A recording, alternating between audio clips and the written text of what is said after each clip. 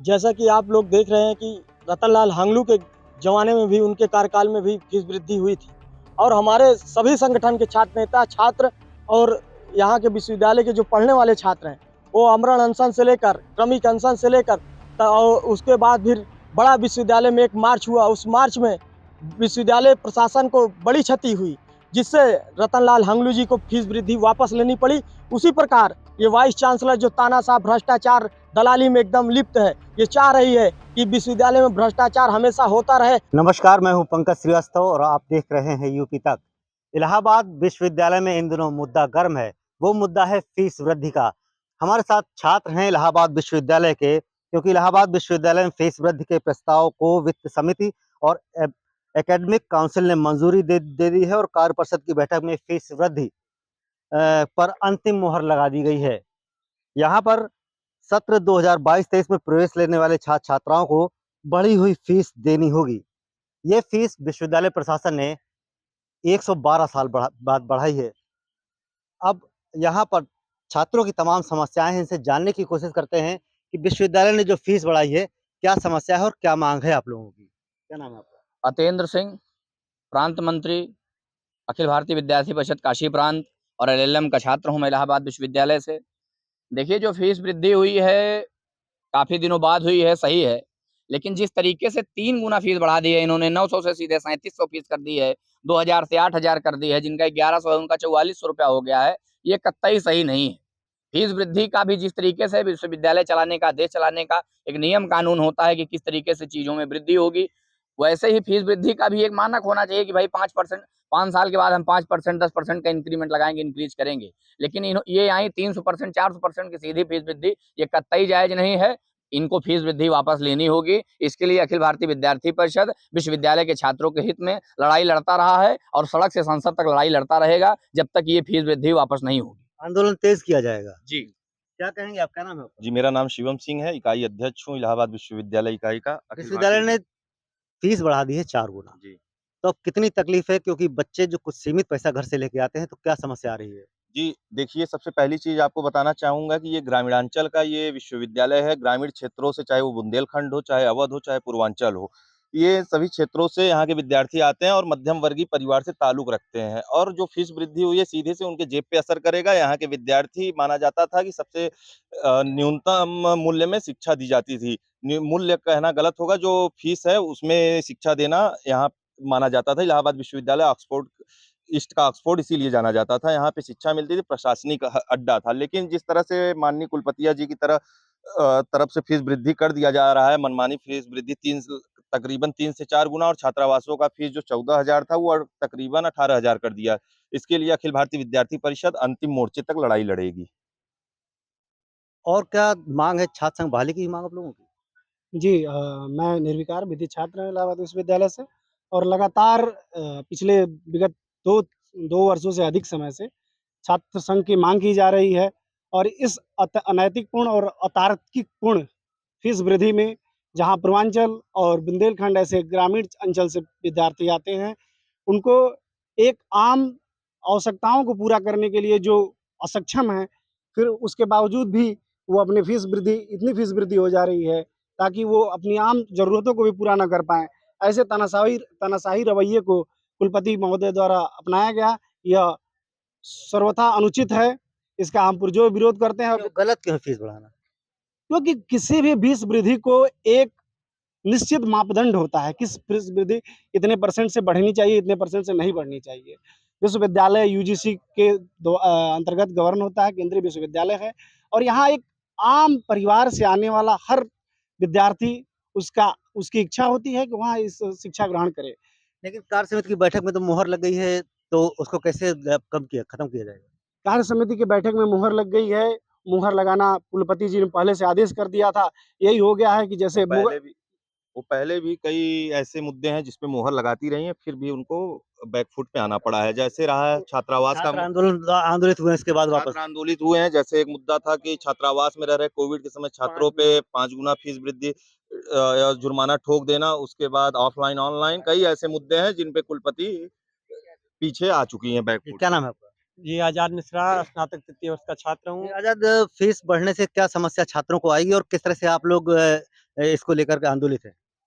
यहाँ फीस बढ़ने से इस प्रकार 400% की फीस वृद्धि अगर किसी भी विश्वविद्यालय में की जाएगी तो स्वाभाविक सी बात है कि छात्रों को झेलना पड़ेगा। क्योंकि यहाँ मध्यवर्गीय परिवार से, किसान के परिवार से और मध्यवर्गीय क्षेत्र से जो बच्चे आते हैं, यहाँ ग्रामीणचल परिवेश से बच्चे आते हैं, उन्हें जितनी फीस रहती है इतनी में ही ऐसी-ऐसी परिस्थितियाँ बनती हैं कि इन्हें विश्वविद्यालय का इलाहाबाद छोड़ देना पड़ता है, प्रयागराज छोड़ देना पड़ता है, ऐसी परिस्थितियाँ बनी हैं। छात्रावास की फीस इतने ज़्यादा 13,050 यहाँ की फीस है। बीएचयू जैसे संस्थानों में 3,000 तक की फीस है, 2,000 जेएनयू में फीस है। उसके बाद वो भी केंद्रीय विश्वविद्यालय हैं, उनकी रैंकिंग में अच्छी है। यहाँ इस विश्वविद्यालय की पहले से फीस इतनी ज़्यादा है कि यहाँ बच्चे पहले से ही परेशान रहते हैं। उसके बाद 400% की फीस वृद्धि पूर्णतः अनैतिक है। अखिल भारतीय विद्यार्थी परिषद का पूर्णतः विरोध करेगी, इनको फीस वापस लेना पड़ेगा। अभी आपने रैंकिंग की बात की है, तो रैंकिंग बहुत नीचे चली गई, 200 के पास भी नहीं आ पाई है।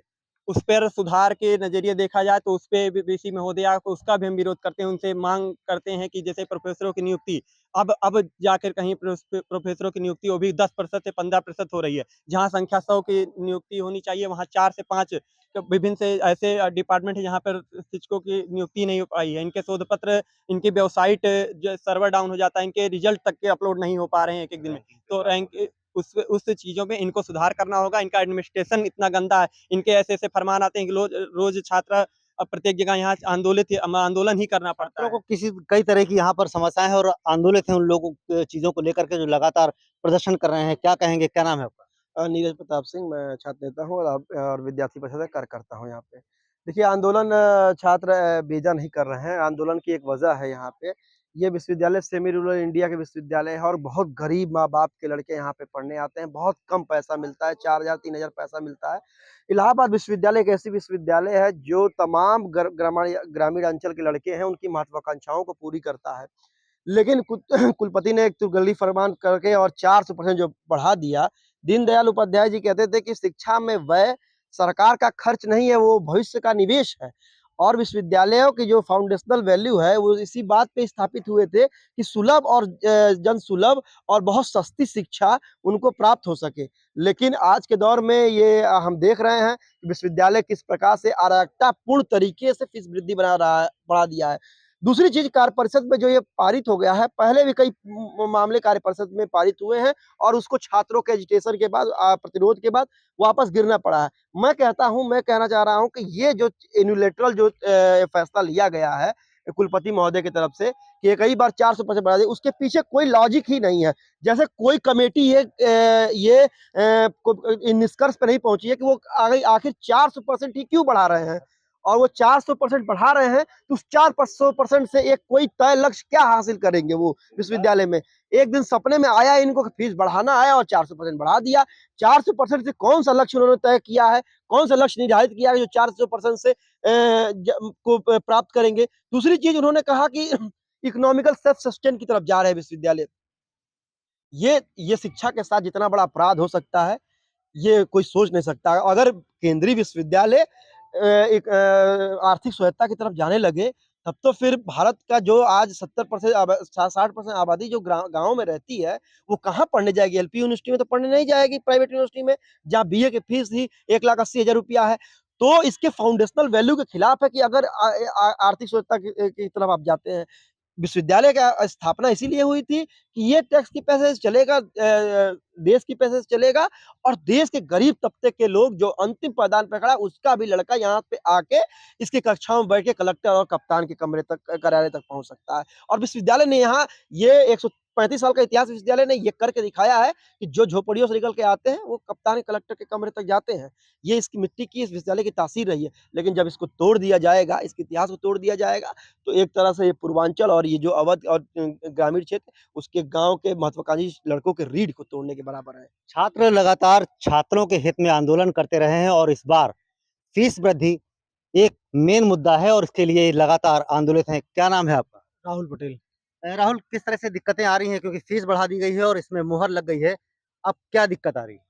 जैसा कि आप लोग देख रहे हैं कि रतनलाल हांगलू के ज़माने में भी, उनके कार्यकाल में भी फीस वृद्धि हुई थी और हमारे सभी संगठन के छात्र नेता, छात्र और यहाँ के विश्वविद्यालय के जो पढ़ने वाले छात्र हैं, वो आमरण अनशन से लेकर, क्रमिक अनशन से लेकर और उसके बाद फिर बड़ा विश्वविद्यालय में एक मार्च हुआ। उस मार्च में विश्वविद्यालय प्रशासन को बड़ी क्षति हुई, जिससे रतनलाल हांगलू जी को फीस वृद्धि वापस लेनी पड़ी। उसी प्रकार ये वाइस चांसलर जो तानाशाह भ्रष्टाचार दलाली में एकदम लिप्त है, ये चाह रही है कि विश्वविद्यालय में भ्रष्टाचार हमेशा होता रहे और जो पूर्वांचल गाजीपुर से गाजियाबाद, बरेली से लेकर बलिया तक के छात्र यहाँ पढ़ते हैं, ना कि अडानी अंबानी के परिवार से ताल्लुकात रखने वाले छात्र यहाँ पढ़ते हैं।